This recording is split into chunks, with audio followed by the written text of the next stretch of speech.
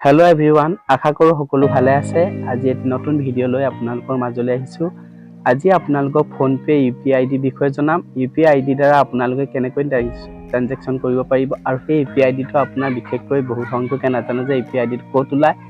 তো ক'ত ওলায়নো তাৰ বিষয়ে জনাম আৰু কি হয় আপোনালোকৰ ফোন নাম্বাৰ নহলো বা একাউণ্ট নাম্বাৰ নহলো আপোনালোকে সেই ইউপিআই আইডি দ্বাৰা পইচা ট্ৰানজেকচন কৰিব পাৰিব আৰু ট্ৰান্সফাৰ কৰিব পাৰিব তো বলক ভিডিওটো আৰম্ভ কৰো প্ৰথমতে আপোনালোকে কি কৰিব ফোনপে খুলিব ফোনপে খোলাৰ লগে লগে আপোনালোকে দেখিছে নহয় ৰেড কালাৰে মই মাৰ্ক কৰি দিছো তাতে ক্লিক কৰি দিব আৰু তাত ক্লিক কৰাৰ লগে লগে আপোনালোকৰ পেমেন্ট ইনষ্ট্ৰাকচনত আহিব পেমেন্ট ইনস্ট্ৰুমেন্ট তাত আহিব আৰু ইয়াত আহিলে আপোনালোকে